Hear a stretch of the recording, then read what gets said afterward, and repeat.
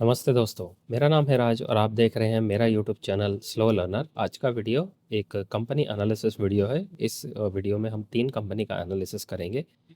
पहली कंपनी है Asahi India, उसके बाद जैश इंजीनियरिंग और तीसरी कंपनी है हमारी मनोरमा इंडस्ट्रीज़। पहले हिस्से में कंपनी का बिजनेस मॉडल, फिर उसके फंडामेंटल एनालिसिस, तीसरे हिस्से में टेक्निकल एनालिसिस और लास्ट हिस्से में उसके वैल्यूएशंस। अब ये सारी इन्फॉर्मेशन को यूज़ करेंगे और एज़ यूजुअल जो हमारी प्रैक्टिस है, इस पूरी एक्सरसाइज को करके और बाद में ढूँढने की कोशिश करेंगे, क्या कोई कंपनी इन तीनों में से अच्छी दिख रही है, अच्छे वैल्यूएशन के साथ, और क्या इसमें दम खम है जो आने वाले टाइम में अपने इन्वेस्टर्स के लिए एक बड़ा पैसा बनाने की जो अपॉर्च्युनिटी है, वो दे सकती है। अगर वो अपॉर्च्युनिटी है, तो किस कॉस्ट पे आ रही है, वो हमें वैल्यूएशन से पता लगेगा। पीयर कंपैरिज़न तो यहाँ पे करना ठीक नहीं होगा, लेकिन फिर भी थोड़ा-सा देखेंगे ओवरव्यू, ऊपर-ऊपर से देखेंगे कैसा मूड माहौल दिख रहा है। अब इसके लिए मैंने जो सारी इन्फॉर्मेशन इकट्ठी करी है, उसमें 2 कंपनीज़ के कॉन कॉल अवेलेबल हैं, जैश इंजीनियरिंग का और मनोरमा इंडस्ट्री का। जो असाही इंडिया ग्लास है, इसका कोई भी पीपीटी, कॉन कॉल कुछ भी नहीं करते हैं, जस्ट वेबसाइट है, वेबसाइट पे जाओ और जाके सारी डिटेल ढूँढ लो। असाही इंडिया के अगर बिज़नेस के बारे में बात कर लें, ये बेसिकली गाड़ियों के जो भी ग्लासेस लगते हैं, जैसे विंडशील्ड हो गया, मिरर हो गया, या कंस्ट्रक्शन जो होता है, हमारी जो गाड़ियाँ बिल्डिंग्स होती हैं, उनके अंदर ये लगाता है बेसिकली। तो इनका जो रेवेन्यू का मेन 75% जो रेवेन्यू आता है, वो इनको ऑटोमेटिव जो ग्लासेस हैं, जो गाड़ियों में लगते हैं, वहाँ से आता है। उसमें इनके जो ग्लासेस की सप्लाई है, वो मारुति है, टाटा है, महिंद्रा है, टोयोटा है, होंडा जैसी सभी जो बड़ी कंपनियां हैं, वो इनके कस्टमर हैं, उनको ये सप्लाई करते हैं। इसके अलावा इनका जो आर्किटेक्चर ग्लासेस है, यानी कि जो बिल्डिंग में लगता है, वो टोटल रेवेन्यू का 25% लगभग लगभग आता है। बिल्डिंग हो गए, मॉल्स हो गए, घरों में।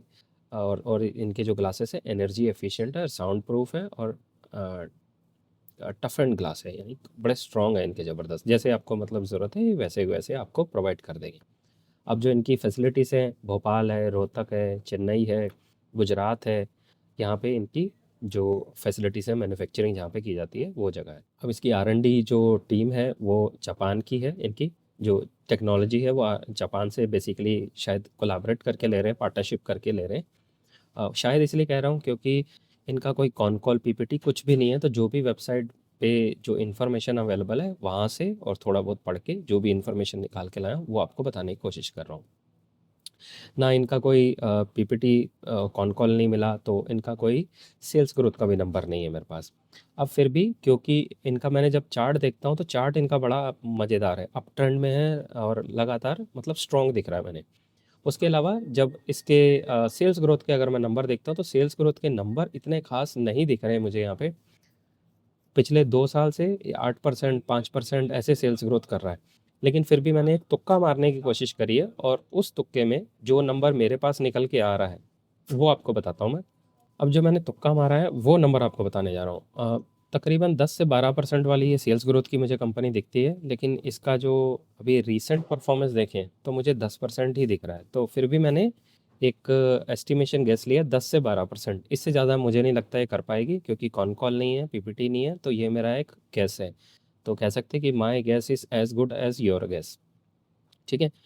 बाकी पता नहीं है कंपनी कब क्या कर दे, बम फोड़ दे, आ जाए एकदम, आ जाए 25-30% कर दे, तो उसका आइडिया नहीं है। लेकिन हाल फिलहाल जो नंबर देख के तुक्का मार रहा हूँ, वो 8 से 10% मुझे लगता है। हालांकि मैंने 10 से 12 रखा है, लेकिन मुझे 8 से 10 के बीच वाली ये कंपनी दिख रही है। अगर फंडामेंटल्स की बात कर ली जाए, तो इसमें कुछ ऐसा खास डिस्कस करने के लिए है नहीं। ऑपरेटिंग प्रॉफिट मार्जिन 16 है, ROI 13 है, और इंडस्ट्री का पी जो 60 है, और प्राइस टू बुक 7 का 8 का मुझे दिख रहा है।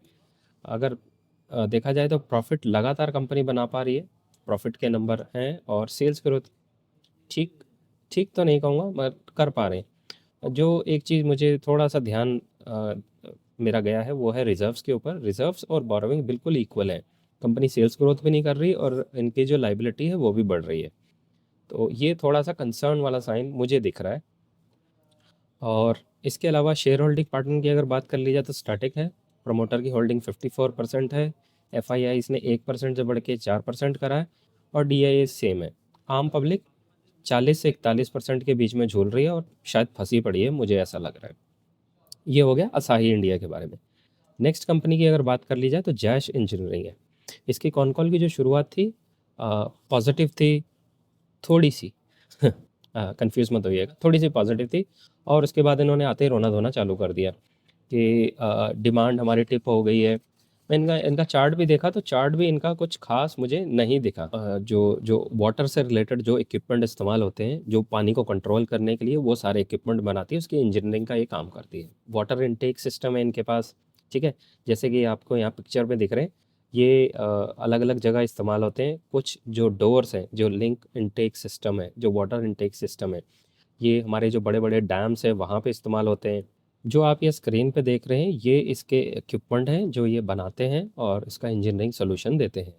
अगर बात कर ली जाए तो जो इनके वाटर कंट्रोल गेट्स हैं, वो हमारे इस्तेमाल होते हैं जो हमारे डैम्स हैं, शहरों के अंदर, गाँव के अंदर और जो बड़े-बड़े हमारे सीवरेज ट्रीटमेंट सेंटर रहते हैं, जहाँ प्लांट रहते हैं, वहाँ पे पानी का जो फ्लो रहता है उसको कंट्रोल करने के लिए काम आते हैं। यही जो हमारी सिंचाई होती है, एग्रीकल्चर में पानी देना होता है या हाइड्रो पावर प्लांट्स होते हैं, उसमें भी इनका इस्तेमाल होता है। फिर उसके बाद इनके स्क्रीनिंग इक्विपमेंट हैं, वो कैसे काम करते हैं, जो हमारा कचरा रहता है, कचरे को पानी से अलग करने के लिए ये स्क्रीनिंग जो इक्विपमेंट है वो काम होते हैं। अगर मान लीजिए कचरा है, उसको या तो प्रेस करेंगे या फिर कचरा एक जगह रोक लेंगे और नीचे पानी ड्रेन हो जाएगा। कुछ इस तरीके से ये इक्विपमेंट इस्तेमाल होते हैं इनके, जिसको हम हेवी फैब्रिकेटेड गेट्स कह सकते हैं हम। फिर इसके बाद इनके फ्लैप गेट्स हैं, जो जो हमारे इस्तेमाल होते हैं वाटर फ्लो को डाइवर्ट करने के लिए, रेगुलेट करने के लिए। या जैसे मान लीजिए डैम में लगा है लेकिन पानी हमें ज़्यादा नहीं भेजना है, फ्लड कंट्रोल में भी इनका यूज़ किया जाता है। नाइफ गेट वॉल्व हैं, स्लाइड गेट्स हैं, इनका उपयोग इंडस्ट्रियल जो प्रोसेस है खास करके। तो ये सारे इनके प्रोडक्ट्स हैं, आपको जाइए आप ये सारे इनके प्रोडक्ट्स हैं, आप जाइए इनकी वेबसाइट पे जाइए और जाके रिसर्च अच्छे से कीजिए। मज़ेदार कंपनी है। जो मुझे सबसे अच्छी चीज़ लगी इस कंपनी की वो है इनका चार्ट अप ट्रेंड में है, स्ट्रॉन्ग है, बुलिश दिख रहा है। अब अगर कॉनकॉल के बारे में बात कर ली जाए तो कॉनकॉल में आते ही इन्होंने रोना-धोना चालू कर दिया। इनके कुछ लॉसेस हुए हैं और क्योंकि प्रोजेक्ट इनका टाइम पे नहीं हुआ था और जो इन्होंने प्रोजेक्ट उठाया था उसमें कुछ इश्यू आ गया था। उसके अलावा इन्होंने बात करी है कि जो इनका टोटल एक्सपोर्ट है उसमें से 37% जो है वो इंडिया में है, 40% इनका अमेरिका के लिए है और जो बाकी हिस्सा बचा हुआ वो रेस्ट ऑफ द वर्ल्ड है। सेल्स ग्रोथ के बारे में थोड़ी सी इन्होंने बात करी। सेल्स ग्रोथ के जो नंबर आए 37% ग्रोथ है और पैट ग्रोथ 38% आई है, जो कि ठीक ठीक है। लगभग लगभग जितना सेल्स ग्रोथ उतना ही पैट का ग्रोथ करा इन्होंने। इनको कोई ऑपरेटिंग लेवरेज अभी तक नहीं मिला है। फिर इन्होंने डिस्कस करा कि जो इनको लॉसेस आए हैं वो क्यों आए हैं, क्योंकि इनके पास मैन पावर का इशू आ रहा है। और इन्होंने बताया कि जो हमारा काम इंजीनियरिंग का है वो ऐसा काम है कि किसी को भी जस्ट ला के और उसका आउटपुट एक्सपेक्ट करना गलत होगा, क्योंकि ये इंडस्ट्री इंजीनियरिंग है। यहाँ पे लाना, उसको काम सिखाना लगभग 6 से 8 महीने लगते हैं किसी भी नए एम्प्लॉयज़ को आने में नहीं, आकर प्रोडक्टिविटी में कंट्रीब्यूट करने में। थोड़ा सा वो क्योंकि टेक्निकल काम है तो टाइम लगता है। अभी इनकी जो टीम है वो पहले 11 लोगों की थी, अभी बढ़ के 18 की हो गई है। ऑर्डर बुक इनके पास आज की डेट में ऑर्डर बुक 838 करोड़ की ऑर्डर बुक ऑलरेडी है, जो कि उसमें से जो जो प्रोडक्ट हैं या जो सर्विसेज ये देंगे वो एक्सपोर्ट बेस्ड ज़्यादा है इनका। 546 करोड़ का वो वहाँ पे देंगे और 292 करोड़ जो है वो इंडिया में देंगे। फिर इन्होंने एक बताया कि एक शिवादी इंजीनियरिंग जो कंपनी है वो इनके साथ मर्ज होने जा रही है और इस साल तक वो मर्ज भी जो मर्जर है वो कंप्लीट हो जाएगा इनका।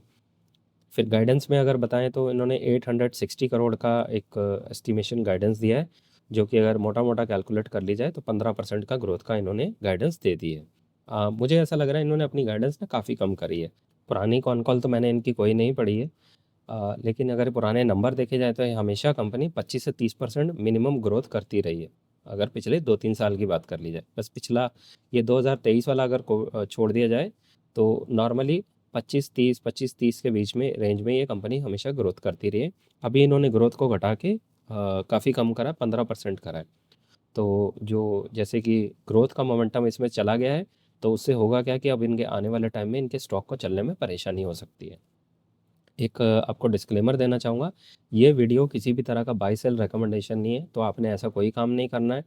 आपने जाना है, अपनी रिसर्च करनी है और शेयर बाज़ार में कुछ भी खरीदने बेचने से पहले प्लीज़ आप अपने फाइनेंशियल एडवाइज़र से पूछ लेना और फिर ऐसा कोई काम करना, क्योंकि शेयर बाज़ार में बहुत जल्दी लॉस होता है और बहुत ज़्यादा भी लॉस हो सकता है। अब इस कंपनी का जो कॉन कॉल में बातें करी हैं उससे हट के अगर थोड़ी सी बात की जाए तो वो ये है कि इनका जो बेसिकली बिजनेस है वो एक्सपोर्ट ज़्यादा करते हैं, तो टैरिफ की मार तो थोड़ी बहुत इनको भी लग सकती है। ये थोड़ा सा कंसर्न वाला इशू है। तो जो भी कोई, अगर कोई भाई या दीदी भैया जो भी कोई रिसर्च कर रहा है इसके ऊपर, तो प्लीज़ आप थोड़ा सा देख लेना इस पॉइंट को और उसके अकॉर्डिंग थोड़ा सा स्टडी करना और मार्जिन ऑफ एरर को ध्यान में रख लेना, क्योंकि ये जो कंपनी है ये एक्सपोर्ट का ज़्यादा काम करते हैं। और आपको तो पता है आजकल अमेरिका क्या क्या कर रहा है, सारा खेला वही कर रहा है आजकल। नेक्स्ट कंपनी के बारे में बात कर लेते हैं, मनोरमा इंडस्ट्रीज़। कंपनी करती क्या है? कंपनी का बिजनेस मॉडल बड़ा सिंपल है, कोको बटर बनाते हैं। कोको बटर कहाँ कहाँ काम आता है, पहले उसके बारे में थोड़ा सा बात कर लेते हैं। कोको बटर जो लग्जरीज चॉकलेट होती हैं बनाने में, वहाँ इस्तेमाल होता है। उसके अलावा पर्सनल केयर, कॉस्मेटिक्स इंडस्ट्री जो है वहाँ पे भी इनका इस्तेमाल होता है। ये ओवरऑल इनका जो यूसेज है वहाँ पे इस्तेमाल होता है, ठीक है। एक इन्होंने पॉइंट मेंशन करा था कि जो नॉर्मली चॉकलेट्स हैं, चॉकलेट के अंदर कोको, ये जो कोको बटर है वो भी इस्तेमाल होता है वहाँ पे। और रैप के पीछे लिखा रहता है कि कितने परसेंट है। कुछ कंपनीज लिखती हैं, कुछ कंपनीज नहीं लिखती हैं। जो कंपनीज 5% परमिशन है लिखती हैं, और जो कंपनी नहीं लिखती है शायद वो थोड़ा ज़्यादा भी ऐड करती हैं। ये पॉइंट थोड़ा सा इस तरीके से था, एक बार आप इसको जाके वेरीफाई कर लेना। लेकिन इस पॉइंट का इतना ज़्यादा मैटर नहीं पड़ता। बेसिकली आपको करना क्या है, आपको कंपनी के सेल्स ग्रोथ के नंबर पकड़ने। मोमेंटम है, कंपनी का जो कॉनकॉल है स्ट्रॉन्ग है, बुलिश है, कॉन्फिडेंट है। उन्होंने गाइडेंस के जो नंबर दिए हैं इस साल के 35% के आसपास ग्रोथ करेंगे। इनका जो करंट रेवेन्यू है जो 771 करोड़ ऑलरेडी कर चुके हैं 2025 में, और इन्होंने गाइडेंस दिए 1050 करोड़ का ये रेवेन्यू करेंगे, प्लस थोड़ा सा ऊपर भी कर सकते हैं। इन्होंने गाइडेंस दिया तो वो अप्रॉक्सीमेट 35% का गाइडेंस बनता है। अब जो सबसे इम्पोर्टेंट बात है, अगर इसके मैंने इसका भी पिछला कॉन कॉल नहीं पढ़ा है, तो मैंने एक ही कॉन कॉल अभी पढ़ा है इनका, लेटेस्ट जो ये आया है। जो पीछे वाला कॉन कॉल है वो नहीं पढ़ा है। लेकिन अगर इनके पुराने नंबर्स की देख लिया जाए, हम अगर पुराने पिछले साल के सेल्स ग्रोथ के नंबर की अगर बात कर लें, तो ये नॉर्मली कंपनी, मुझे लगता है जैसा मैं नंबर्स में देख पा रहा हूँ, 40 से 45% ग्रोथ करने वाली कंपनी हमेशा से रही है। तो उस हिसाब से मुझे लग रहा है इन्होंने अपनी कॉन कॉल में जो गाइडेंस है उसको थोड़ा सा घटाया है। तो देखा जाए तो 35% बहुत ज़्यादा कम नहीं है, लेकिन फिर भी मुझे थोड़ा सा ये डाउट हो रहा है। मुझे इसके लिए पुराने इसके कॉन कॉल एक बार ही पढ़ने पड़ेंगे कि पहले कभी क्या इन्होंने 50% या उससे ऊपर का गाइडेंस दिया है। अगर तो 5-10% कम हुई है तो मुझे नहीं लगता बहुत ज़्यादा मैटर करता है। लेकिन अगर पहले 50 या 60% से ऊपर से ग्रोथ करती थी और फिर उसके गाइडेंस को घटा के अब 35% कर दिया है, यानी कि 30-40% घटा दिया, तो ये एक प्रॉब्लम वाला साइन हो सकता है। अगर फंडामेंटल्स की थोड़ी सी बात कर लें तो करंट पी 86 का है, प्राइस टू बुक 20 का है, थोड़ा महंगा है। थोड़ा इफेक्ट महंगा नहीं, इनफैक्ट काफ़ी महंगा दिख रहा है। पैग रेशो 2.31 का है। चार्ट की अगर बात कर ले तो चार्ट लगातार इनका अप ट्रेंड में है, स्ट्रॉन्ग दिख रहा है, और सेल्स ग्रोथ के नंबर के कंपैरिजन में प्रॉफिट ग्रोथ का नंबर बहुत बढ़िया है। तो इनको सेल्स जो वॉल्यूम ग्रोथ और प्लस वैल्यू ग्रोथ दोनों जगह से इनको मिल रहा है, तो डबल इंजन वाले ये स्टॉक है। इसमें पैसा जो जो जो इनके नंबर आते हैं, एक तो वो ज़्यादा बेच के आता है और एक उसका प्राइस बढ़ा के भी आता है, प्रीमियमाइजेशन जिसको हम कहते हैं। सेल्स ग्रोथ और प्रॉफिट ग्रोथ ठीक है। रिजर्व्स के कंपैरिजन में बोरोइंग हल्की सी ज़्यादा है, लेकिन कोई चिंता वाला साइन नहीं है। इनसे बात की गई थी कॉन कॉल में, तो इन्होंने बताया कि हमारे पास अभी इंटरनल रिक्रूवल है, यानी कि अपना पैसा है जिससे हम आगे ग्रोथ कर सकते हैं। अभी हमें ज़रूरत नहीं है इक्विटी डाइल्यूट करने की या जिससे हम डेट फंडिंग उठाने की। तो अगर होगी तो फिर भी हम बता देंगे। उसके अलावा शेयर होल्डिंग पैटर्न 57% से कम हो गए, 54 हुआ है, और ये होल्डिंग पब्लिक के पास आई है थोड़ी सी।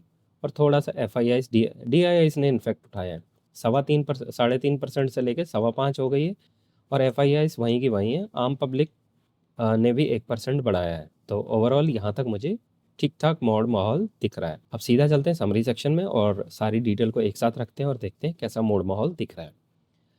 अगर बात कर ली जाए असाही इंडिया की, no PPT, no con call. तो जो भी डिटेल कंपनी के बारे में निकाल सकते थे वो निकाल के हमने डिस्कस कर लिए। चार्ट की बात कर ली जाए, अप ट्रेंड है, स्ट्रॉन्ग है, करंट पी 59 है, सेल्स ग्रोथ का नंबर तुक्का मार के मैंने निकाला है 10 से 12% तक आ सकते हैं, ज़्यादा भी हो सकते हैं लेकिन ये मेरा एस्टिमेशन है।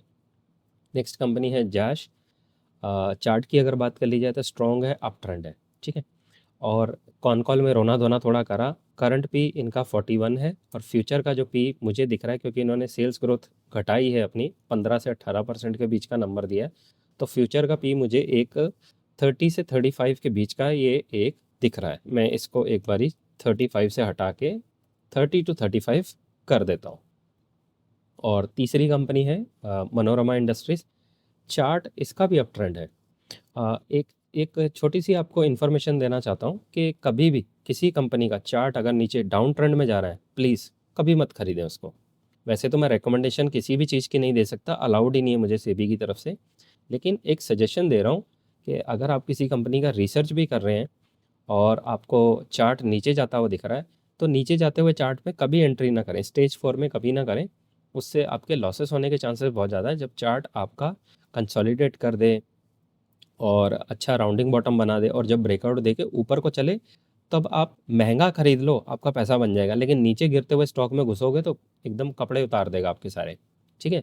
अगेन आपको कह रहा हूँ, किसी तरह का बाय सेल रिकमेंडेशन नहीं है, जस्ट एक आपको इन्फॉर्मेशन दे रहा हूँ कि किस तरीके से आपको अपनी पोजीशन बनानी चाहिए। क्योंकि नीचे जाएगा, मान लीजिए 100 पे आया कोई स्टॉक, 100 पे खरीदा, फिर 80 पे आया, फिर 60 पे आया, 20 पे आया, 10 पे आ गया, तो आपका सारा पैसा ब्लॉक हो जाएगा। प्लस आप गिरते हुए स्टॉक में जब पैसा डालेंगे तो आपकी पोजीशन ऑलरेडी नेगेटिव है, तो फिर वो कहाँ से घूमेगा नहीं घूमेगा उसके तो चांसेस फंडामेंटल देख के बताए जा सकते हैं और बिज़नेस के परफॉर्मेंस के ऊपर बहुत ज़्यादा डिपेंड करता है। लेकिन अगर अगर आप कोई चार्ट या कोई जो शेयर का प्राइस है वो ऊपर को परफॉर्म कर रहा है, मान लीजिए 20 पे खरीदा, फिर 30 पे खरीदा, फिर 40 पे खरीदा, फिर 50 पे खरीदा, उससे होगा क्या कि आप कभी भी आपका पैसा नहीं अटकेगा और प्लस आप हमेशा आपका जो जो पोजीशन रहेगी वो ऊपर की तरफ बढ़ेगी और आपका आपका विनिंग पोजीशन में आपके ज़्यादा कंट्रीब्यूशन होना चाहिए। जैसे कि आपके लॉसेस हों तो छोटे मोटे हों, चल जाएगा काम, लेकिन जब आप जीतो तो जीतने वाला जो स्टॉक है जो आपका परफॉर्म कर रहा है, आपका ज़्यादा पैसा वहाँ जाना चाहिए, ना कि जो आपको लॉस दे रहा है नीचे को आ रहा है। बाकी ज़्यादा चार्ट पे फोकस नहीं करना है। चार्ट सिर्फ एक आपको डायरेक्शन बताने की कोशिश थी कि चार्ट अगर अप ट्रेंड की डायरेक्शन में है तो आपको पोजीशन बढ़ाने में कोई दिक्कत नहीं होनी चाहिए। अगर चार्ट नीचे गिर रहा है तो आपको बहुत ज़्यादा सोच समझ के, स्पेशली अगर स्टेज 4 में है तो मतलब घुसना ही नहीं है, दूर रहना है, ठीक है। एक सजेशन था। मनोरमा की जैसे बात कर ली जाए, इंडस्ट्री का चार्ट अप ट्रेंड है, स्ट्रॉन्ग है, गाइडेंस इन्होंने 35% के आसपास दी है और करंट पी 84 है और जो इनका फ्यूचर 1 ईयर फॉरवर्ड पी निकल रहा है उसमें मैं थोड़ा सा 2 नंबर निकाल के लाया हूँ, 60 से 68 के बीच में आता है। अगर इनका पैट 137 करोड़ के आसपास आता है तो 60 का पी होगा और अगर 150 करोड़ के आसपास इनका पैट आ जाता है तो 68 के आसपास, माफ़ कीजिए मैं थोड़ा उल्टा बोल गया, अगर इनका पैट 150 150 करोड़ आता है तो इनका फ्यूचर पी 60 पे आ जाएगा अप्रॉक्सीमेट।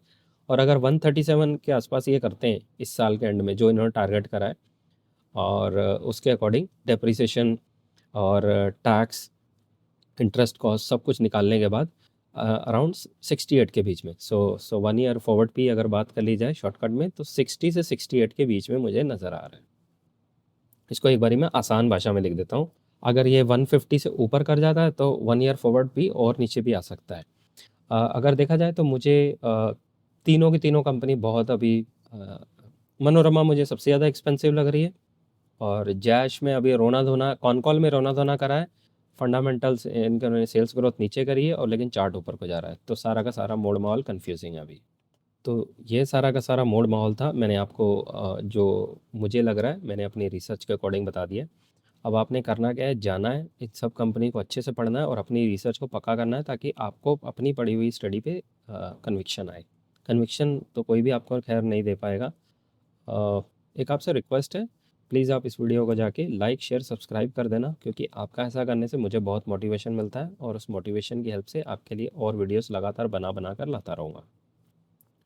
और इस चैनल को आपके सपोर्ट की बहुत ज़रूरत है, तो प्लीज़ आप लाइक शेयर सब्सक्राइब कर दें। तो ये था मेरा आज का वीडियो। आई होप मेरे इस वीडियो से आपको काफ़ी मदद मिली होगी। मिलते हैं अगली वीडियो में, तब तक के लिए सीखते रहिए, खुश रहिए, इन्वेस्ट करते रहिए। Thank you.